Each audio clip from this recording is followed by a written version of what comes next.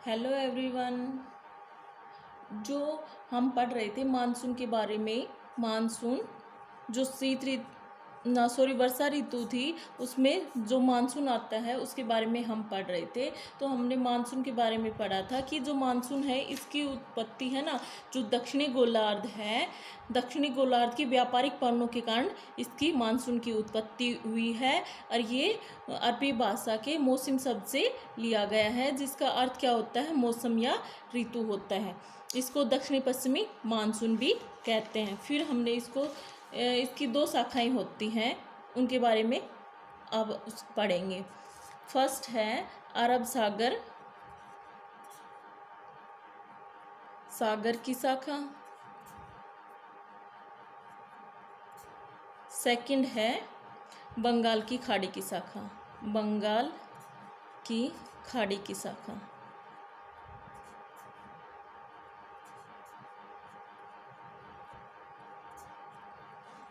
अब आप लोग है ना अरब सागर और बंगाल की खाड़ी के बारे में तो जानते होंगे, फिर भी एक बार बता देती हूँ। जैसे कि ये अपना इंडिया है,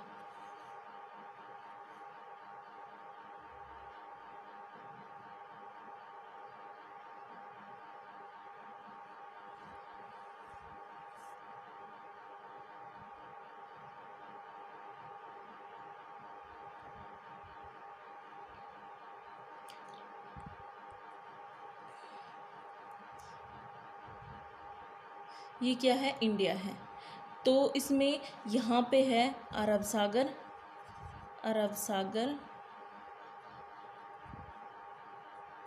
और ये है बंगाल की खाड़ी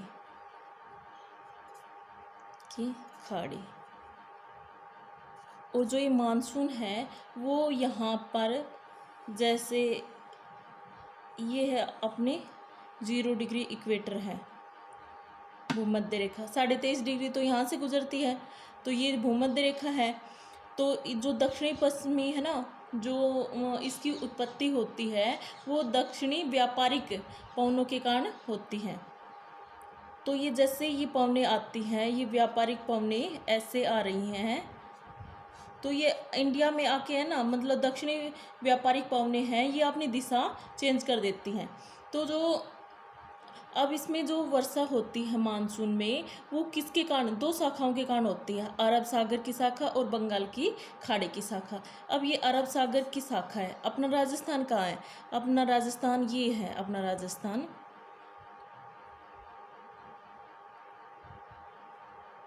ये मान लो ये है अपना राजस्थान, ठीक है। तो राजस्थान तक जैसे ये अरब सागर की शाखा जाती है यहाँ से, जैसे ये जा रही है इधर, फिर ये अपनी दिशा चेंज हो जाती है इनकी।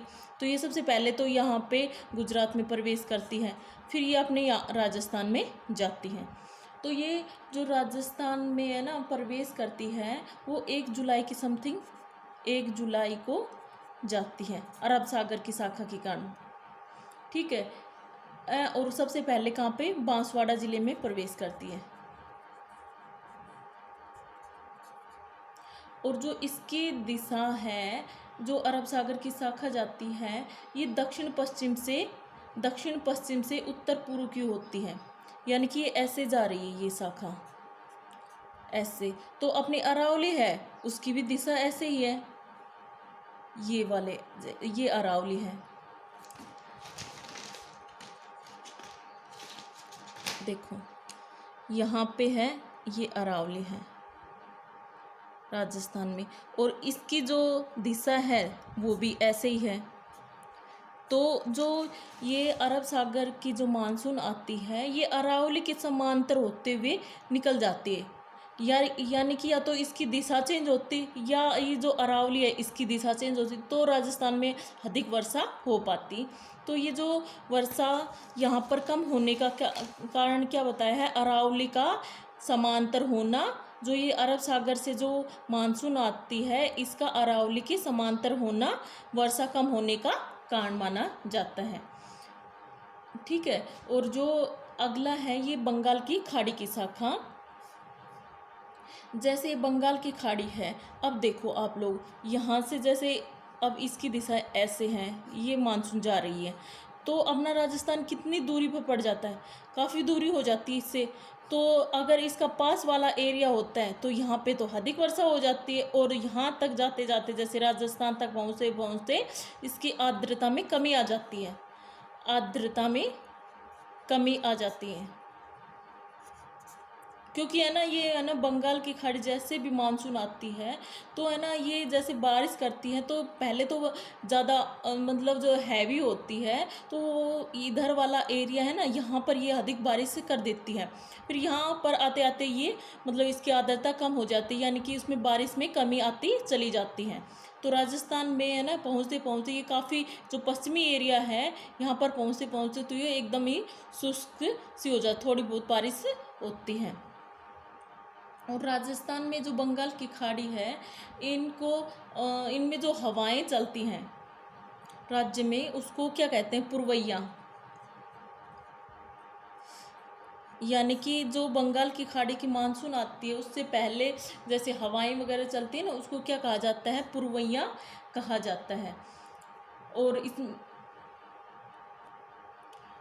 और राजस्थान में जो अधिकांश वर्षा होती है, जैसे मैंने कल बताया था आप लोगों को, पिछली वीडियो में बता चुकी हूँ कि जो सबसे ज़्यादा वर्षा होती है वो 90% जो वर्षा होती है वो बंगाल की खाड़ी के कारण ही, बंगाल की खाड़ी की जो मानसून चलती है ना उसी से सबसे ज़्यादा वर्षा होती है, ठीक है। और अरब सागर से तो ओनली जो हवाएं चलती है उससे 10% ही वर्षा हो पाती है, ठीक है। तो सबसे ज़्यादा बंगाल की खाड़ी प्रभावित करती है। अब आता है इसमें कुछ फैक्ट हैं वो देख लेते हैं। जैसे जो सबसे ज़्यादा राज्य में है ना सबसे पहले जो मानसून है वो कहाँ पर प्रवेश करता है, मैंने अभी बताया था बांसवाड़ा जो ज़िला है वहाँ पर सबसे पहले मानसून आता है, 1 जुलाई के समथिंग आता है। और किसके द्वारा आता है, अरब सागर की जो मानसून चलती है अरब सागर से इससे आता है। फिर आता है कि यहाँ पर औसत जो वर्षा है वो कितनी है, तो औसत वर्षा क्या है, 57.5 सेंटीमीटर है औसत वर्षा है। और सर्वाधिक जो वर्षा वाला जिला कौन सा है राजस्थान का, झालावाड़, यहाँ पर पड़ता है ना झालावाड़। तो सर्वाधिक वर्षा कहाँ होती है, झालावाड़ जिले में होती है। जैसे कि अब एक बार राजस्थान बना लेते हैं।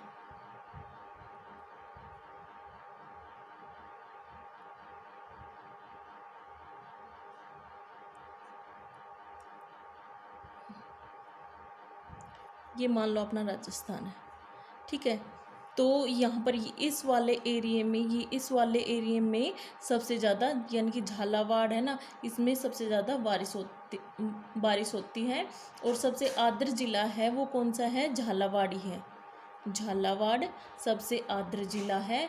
और अगर पूछे सर्वाधिक वर्षा वाला स्थान, जैसे जिला पूछे तो कौन सा है, झालावाड़, और स्थान पूछ ले सबसे आर्द्र स्थान कौन सा है, आर्द्र स्थान, तो आप क्या कहोगे, माउंट आबू, जो कहाँ पे है, सिरोही में है, सिरोही में माउंट आबू है, वहाँ पर सबसे मतलब आर्द्र स्थान है, ठीक है। यानी कि वर्षा वाला स्थान सबसे पूछ ले, सबसे ज़्यादा वर्षा कहाँ पर होती, किस स्थान विशेष पे पूछा है ना तो माउंट आबू, और जिला पूछता है तो झालावाड़ आएगा। और सबसे कम वर्षा है वो कहाँ पे होगी, तो आप लोग बता सकते हो कहाँ पे हो सकती है, जैसलमेर में, सबसे कम वर्षा जैसलमेर में होती है। और स्थान पूछ ले आप लोगों से कि कौन से स्थान पर सबसे कम वर्षा होती है, तो जैसलमेर का ही स्थान है सम, तो वहाँ पर है सबसे कम वर्षा होती है। और अगर ये पूछ लें कि सबसे शुष्क स्थान कौन सा है, तो आप क्या कहोगे, फलोदी जोधपुर है जो सबसे शुष्क स्थान है, ठीक है। और सर्वाधिक तापांतर वाला जिला कौन सा है, चूरू है, चूरू, यानी कि ताप का जो अंतर होता है, जैसे है ना सबसे यहाँ पर गर्मियों में तो सबसे ज़्यादा टेम्परेचर रहेगा, सबसे ज़्यादा तापमान रहेगा, और सर्दियों में सबसे ज़्यादा ठंडा रहेगा। तो जो सर्दी और गर्मी का जो अंतर है, यानी कि जैसे माना कि है ना को सपोज करो कि यहाँ पर है ना गर्मियों में टेम्परेचर 50 है और सर्दियों में यहाँ पर पहुँचगा जो तापमान है वो 2 डिग्री। तो इनका अंतर कितना हो गया 48, यानी कि जो अंतर होता है उसको तापांतर कहते हैं। ठीक है, तो वो कौन सा है, चूरू जिला है। और सर्वाधिक जो दैनिक तापांतर यानी कि जैसे ये तो हो गया वार्षिक ही हो गया, मतलब सबसे ज़्यादा अंतर हो गया। और दैनिक पूछ ले दिन का, यानी कि सुबह तो सर्दी हो या शाम को गर्मी हो, तो दैनिक तापांतर है वो जैसलमेर में होता है। और न्यूनतम तापांतर वाला जिला कौन सा है, सबसे कम तापांतर किस में होता है, ये डूंगरपुर और बांसवाड़ा वाला ये वाला एरिया है, यहाँ पर होता है। ठीक है, और आगे का हम नेक्स्ट वीडियो में करेंगे। Thank you.